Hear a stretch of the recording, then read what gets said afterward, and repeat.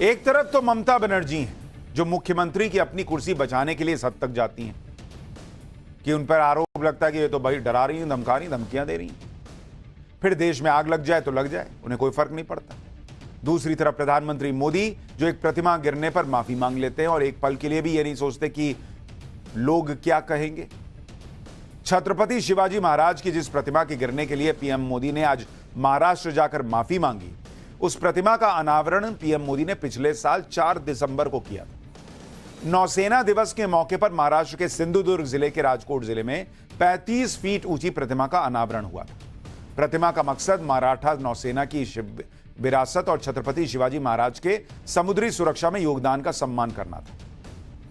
महाराष्ट्र के सीएम एकनाथ शिंदे के मुताबिक प्रतिमा नौसेना ने बनवाई थी और हवा के कारण गिर गई, लेकिन विपक्ष ने आरोप लगाया कि प्रतिमा को बनाने में भ्रष्टाचार हुआ है, इसी वजह से वो 8 महीने में गिर गई।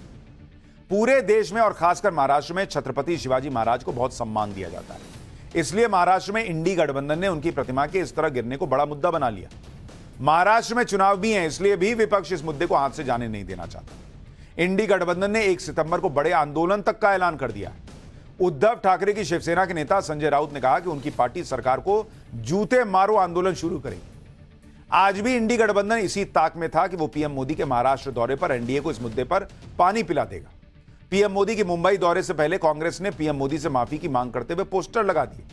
जब पीएम मोदी मुंबई दौरे पर रहे तो कांग्रेस कार्यकर्ताओं ने काले झंडे लेकर सड़क पर प्रदर्शन किया, लेकिन इससे पहले कि इंडी गठबंधन कुछ माहौल बना पाता, पीएम मोदी ने महाराष्ट्र के पालघर के कार्यक्रम में माफी मांगकर पूरे मामले को ठंडा कर दिया। और जो कांग्रेस पीएम मोदी को काले झंडे दिखा रही, उसके प्लान को पीएम मोदी ने रेड फ्लैग कर दिया। जब इंडी गठबंधन को लगा कि पीएम मोदी की माफी के बाद तो इस मामले में कुछ बचा ही नहीं, तो अब इंडी गठबंधन माहौल यह बना रहा है कहकर कि माफी भी काफी नहीं है। सुनिए आप शिवसेना यूबीटी के नेता क्या कह रहे हैं, फिर बताऊंगा कि इस मूर्ति के टूटने को लेकर कैसे माफी मांगने की लाइन लग गई है। आदरणीय प्रधानमंत्री जी, आज आपको महाराष्ट्र की 13 करोड़ जनता के सामने नतमस्तक होकर माफी मांगनी पड़ी ना। छत्रपति शिवाजी महाराज केवल महाराष्ट्र के आराध्य नहीं है, संपूर्ण भारत के आराध्य देव।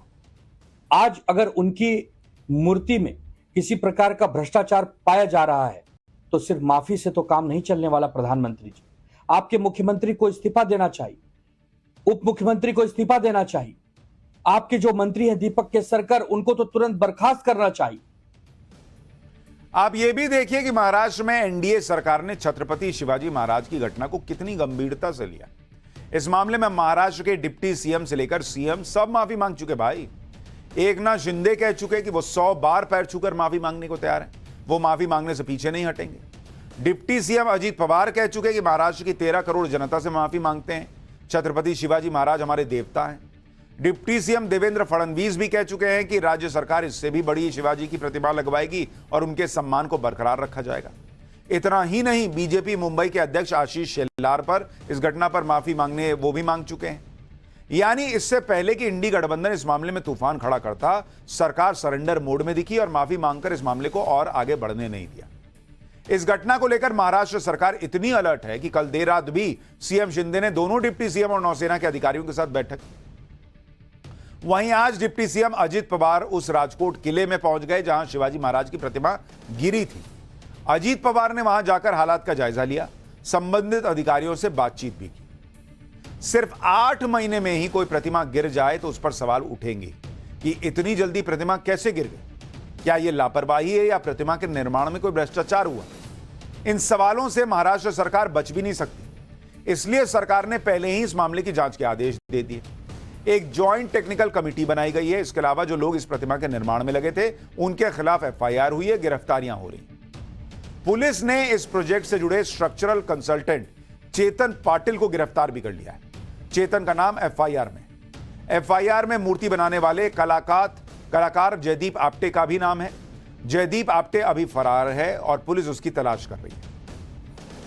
मूर्ति मामले में महाराष्ट्र सरकार पर यह भी आरोप लग रहे हैं कि वो सब कुछ नौसेना पर डालकर अपनी जिम्मेदारी से बच रही, जबकि इस मामले में गुरुवार को नौसेना ने एक बयान जारी किया था कि प्रतिमा का कॉन्सेप्ट उनका था, उन्होंने इस प्रोजेक्ट को लीड किया था, राज्य सरकार के साथ कोऑर्डिनेशन में इसका काम को पूरा किया गया, सरकार की तरफ से इसके लिए फंड भी दिया गया।